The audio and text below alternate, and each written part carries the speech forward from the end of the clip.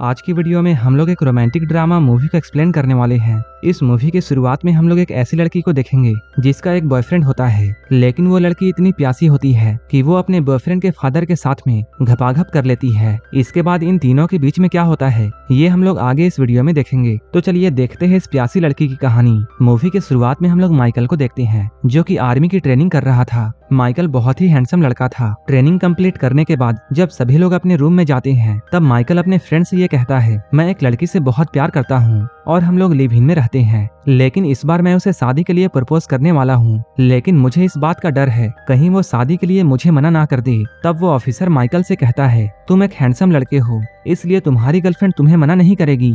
इसके बाद हम लोग माइकल को उसके घर पर देखते हैं। यहीं पर उसकी गर्लफ्रेंड एबी भी होती है। माइकल काफी दिनों बाद यहाँ आया था, इसलिए एबी उसे खुश करने के लिए उसका मनपसंद खाना बनाती है। ये दोनों एक दूसरे से बहुत प्यार करते थे। इसके बाद माइकल अपने घुटनों पर बैठकर एबी को शादी के लिए पूछता है। एबी भी शादी के लिए मान जाती है। ये दोनों बहुत खुश थे और अपनी खुशी को बढ़ाने के लिए ये लोग घपाघप कार्यक्रम चालू कर देते हैं। इसके अगले दिन जब माइकल अपनी ड्यूटी पर जाने वाला था तभी उसे हॉस्पिटल से कॉल आता है कि उसके फादर को दिल का दौरा पड़ा था, इसलिए वो हॉस्पिटल में एडमिट है। ये सुनकर माइकल थोड़ा परेशान होता है और ये बात वो एबी को भी बताता है। एबी उसे अपने डैड से मिलने जाने के लिए कहती है, लेकिन माइकल वहाँ जाने से मना कर देता है और वो एबी को बताता है, मेरे फादर और मेरे बीच में रिश्ते अच्छे नहीं हैं, क्योंकि मेरे फादर को हमेशा पैसों की पड़ी रहती है, इसलिए हम लोग कई सालों से मिले भी नहीं हैं। माइकल की बातों को सुनकर एबी उसे समझाती है, वो जैसे भी हैं लेकिन तुम्हारे फादर हैं, इसलिए तुम्हें उनसे मिलने के लिए जाना चाहिए और अगर उन्हें कुछ हो जाता है तब तुम अपनी पूरी जिंदगी पछताओगे। एबी की बातों को मानकर माइकल अपने फादर से मिलने के लिए हॉस्पिटल में जाता है। उसके फादर का नाम रोल्डन है। यहाँ आने के बाद इन लोगों को डॉक्टर से ये पता चलता है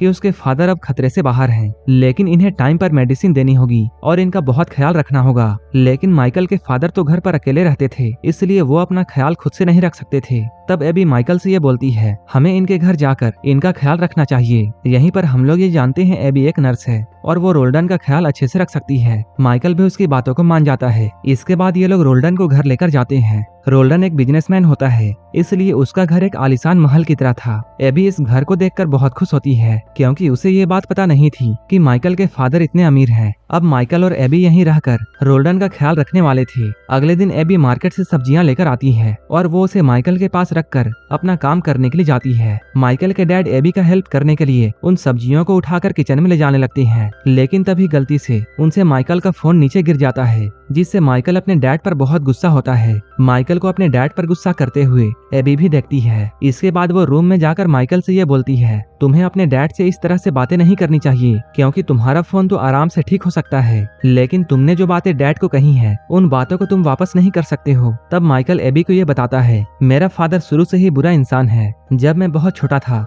तभी एक कार एक्सीडेंट में मेरी माँ की मौत हो गई थी, लेकिन उस वक्त भी मेरा फादर सिर्फ पैसों के पीछे भाग रहा था। उन्होंने कभी भी अपनी फैमिली को टाइम नहीं दिया। एबी कहती है, तुम्हें इन बातों को भूल जाना चाहिए, क्योंकि ये बात पुरानी हो चुकी है। मैं तुम्हारे साथ एक फैमिली बनाने वाली हूँ, इसलिए अब हम लोगों को साथ में रहना चाहिए। इन सारी बातों को रोल्डन भी सुनता है। एक बार जब माइकल अकेला बैठा हुआ था तभी रोल्डन उसके पास आकर अपने किए के लिए माफी मांगते हैं। वो कहता है, मैं तुम्हारी माँ से बहुत प्यार करता था, मैं तुम्हारी माँ के जाने से बहुत दुखी था, लेकिन उस वक्त मैं अपने काम में इतना बिजी था कि तुम्हें मेरा दर्द नहीं दिखा। मैं उस वक्त बहुत सारे पैसे कमाना चाहता था ताकि मैं अपनी फैमिली को एक अच्छी लाइफ दे सकूं। ये सुनकर माइकल को भी अपनी गलती का एहसास होता है। इसके बाद वो रोते हुए अपने पिता को गले से लगाता है। अब ये सभी लोग एक साथ बहुत खुश थे। इसके अगले दिन हम लोग इन तीनों को एक साथ डिनर लगाते हुए देखते हैं। यहीं पर माइकल के डैड उसे कुछ पैसे देते हैं, क्योंकि माइकल ने अपना घर बनाने के लिए कहीं से पैसे उधार लिए थे। ये देखकर एबी भी बहुत खुश होती है। इसके बाद हम लोग माइकल को उसके जॉब में देखते हैं। यहाँ इनका बॉस इन्हें बताता है,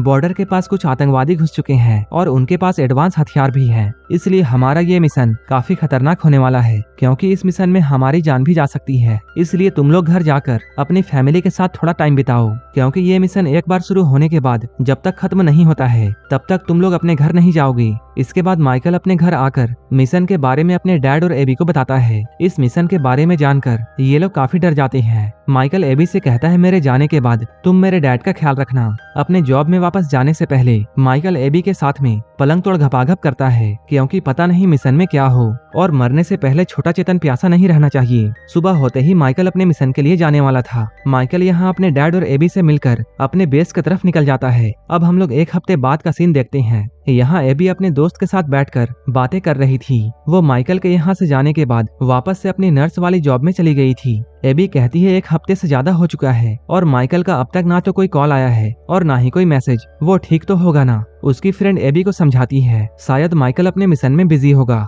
जैसे ही उसे टाइम मिलेगा वो तुम्हें कॉल जरूर करेगा। ये दोनों अभी बातें कर ही रही थी, तभी एबी के पास में माइकल का कॉल आता है। लेकिन माइकल किसी जंगल में होता है और वहाँ नेटवर्क ना होने की वजह से इनकी बातें अच्छे से नहीं हो पाती हैं। लेकिन एबी ये जानकर बहुत खुश थी कि माइकल बिल्कुल सही सलामत है। यहीं पर एबी के पास में एक कंपाउंडर आता है। वो एबी को बहुत पसंद करता था और वो माइकल को धोखा नहीं देना चाहती थी, इसलिए वो उसे मना कर देती है। इसके बाद हम लोग एबी को घर की सफाई करते हुए देखते हैं। तभी उसके घर में एक माया नाम की लड़की आती है जो कि रोल्डन की गर्लफ्रेंड और उसकी बिजनेस पार्टनर होती है। माया यहाँ पर रोल्डन से एबी के बारे में पूछती है। रोल्डन बताता है ये मेरे बेटे की होने वाली वाइफ है। इसके बाद रोल्डन माया को लेकर ऊपर वाले रूम में जाता है। ऊपर रूम में आने के बाद ये दोनों इंटीमेट होते हैं। रोल्डन दिखने में तो बूढ़ा था लेकिन वो अंदर से जवान था। इसके साथ साथ वो 1 नंबर का ठरकी भी था। इसके अगले दिन जब एबी और रोल्डन नाश्ता कर रहे थे तभी माया यहाँ पर फिर से आती है, क्योंकि माया को इस बात का शक था कि रोल्डन और एबी का चक्कर चल रहा है और वो बहू बहू कहकर उसके साथ पकड़म पकड़ाई खेलता है। जब रोल्डन को ये बात मालूम चलती है तब वो माया को अपने साथ ले जाकर ये समझाता है कि एबी मेरी बहू है और मेरा बेटा और वो शादी करने वाले हैं। इन बातों को सुनकर माया को रोल्डन पर थोड़ा भरोसा होता है। इसके बाद माया एक बार फिर से यहाँ रोल्डन के हैंडपंप से पानी पीती है। अपने खेत को गीला करके वो बहुत खुश होती है। इधर हम लोग एबी को जॉब में देखते हैं। उसके पास फिर से वही कंपाउंडर आता है। वो एबी के लिए इस बार नाश्ता लाया था। एबी यहाँ कंपाउंडर से बोलती है हम लोग सिर्फ दोस्त बन सकते हैं, इससे आगे हम लोग नहीं जा सकते हैं क्योंकि थोड़े ही दिनों में मेरी शादी है। इधर हम लोग माइकल को इसके मिशन में देखते हैं। यहाँ दुश्मन इनकी टीम के ऊपर अचानक हमला कर देते हैं जिसकी वजह से माइकल के साथ साथ इनकी पूरी टीम मारी जाती है। अब माइकल की मौत हो चुकी थी। माइकल के फ्यूनरल में सभी लोग जमा होते हैं। यहाँ माइकल के डैड सभी को ये बताते हैं मुझे मेरे बेटे का जाने का बहुत गम है, लेकिन मुझे इस बात का बहुत खुशी है कि मेरा बेटा मेरे देश के लिए शहीद हुआ। लेकिन अभी तक माइकल के बॉडी का कोई भी पता नहीं था, इसलिए वो लोग माइकल का अंतिम संस्कार नहीं करते हैं। एबी माइकल की मौत से सदमे में जा चुकी थी,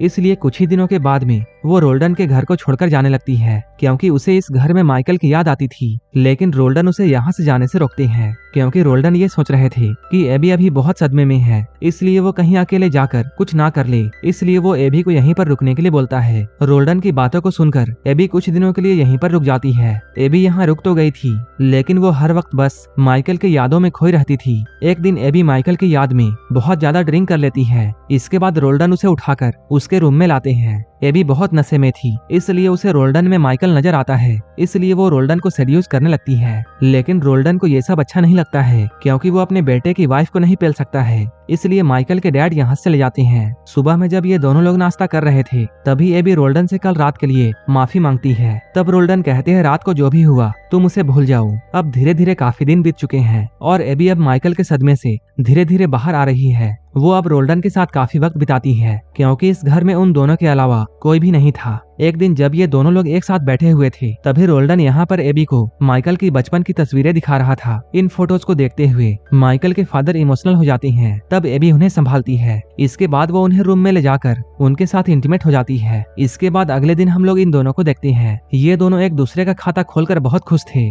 तभी एबी के पास में एक कॉल आता है जिससे उसे ये मालूम चलता है कि माइकल अभी भी जिंदा है और वो एक हॉस्पिटल में एडमिट है। माइकल के बारे में सुनकर इन दोनों को समझ में नहीं आता है खुश हुआ जाए या दुखी। इसके बाद एबी और रोल्डन आर्मी हॉस्पिटल में जाते हैं जहां माइकल एडमिट होता है। यहाँ इन्हें ये मालूम चलता है माइकल को दुश्मन ने बहुत टॉर्चर किया था। जब उन लोगों को ऐसा लगा कि ये मर चुका है तब उन लोगों ने इसे जंगल में फेंक दिया, जहाँ किसी अनजान आदमी ने इसकी मदद करके इसे हॉस्पिटल में एडमिट किया जिससे इसकी जान बच गई। इसके बाद ये लोग माइकल को अपने घर लेकर आते हैं। यहाँ माइकल का बिहेवियर पहले से काफी अलग था क्योंकि दुश्मन ने माइकल को इतना टॉर्चर किया था कि उसे अभी भी वो टॉर्चर याद आ रहा था, इसलिए माइकल अब हर छोटी बात में गुस्सा किया करता था। कुछ दिनों के बाद में जब माइकल और एबी अच्छे से बातें कर रहे थे तभी माइकल को दौरा पड़ता है और उसे ऐसा लगता है जैसे उसे कोई देख रहा है और कोई उस पर हमला करने वाला है। ये देखकर एबी ये समझ जाती है कि माइकल धीरे धीरे पागल हो रहा है। शाम में जब माया रोल्डन से मिलने के लिए आती है तब वो देखती है रोल्डन अपने फोन में एबी के साथ में ली हुए सेल्फीज को देख रहा है,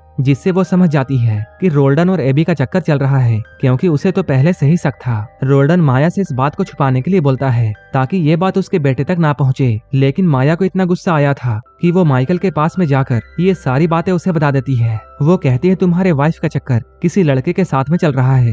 ये सुनकर माइकल बहुत गुस्सा हो जाता है। अब वो उस लड़के को मारने के लिए अपनी गन भी निकाल लेता है, क्योंकि माया ने माइकल को उस लड़के का नाम नहीं बताया था। इसलिए माइकल अब एबी का पीछा करता है और वो एबी के हॉस्पिटल में जाकर ये देखता है कंपाउंडर एबी के साथ में बातें करने की कोशिश कर रहा है। माइकल समझता है यही वो लड़का है। इसके बाद वो उस कंपाउंडर के पास में जाकर उस पर गन तान देता है। इसके बाद एबी माइकल को समझाकर किसी तरह घर में लाती है, लेकिन माइकल अभी भी बहुत गुस्से में था। इसके बाद वो अपने गुस्से को शांत करने के लिए एक बार में ड्रिंक करने के लिए जाता है और यहाँ बैठकर वो पूरी रात नशा करता है। जब अगले दिन भी वो घर नहीं आता है तब एबी और रोल्डन दोनों परेशान होते हैं। रोल्डन यहाँ किसी तरह एबी को संभालता है। ये दोनों एक दूसरे को संभालते संभालते एक दूसरे को गर्म करने लगते हैं और अंदर जाकर कार्यक्रम को पूरा करने में लग जाते हैं। तभी माइकल घर वापस आता है और माइकल इन दोनों को बातें करते हुए देखता है। रोल्डन ये सोचता है अच्छा हुआ मेरा काम 5 मिनट में ही खत्म हो गया, नहीं तो आज पकड़ा जाता। रात में एक साथ बैठकर ये तीनों डिनर करते हैं। तभी माइकल इन दोनों को अपनी कहानी बताने लगता है कि कैसे वो उन दुश्मनों से बचकर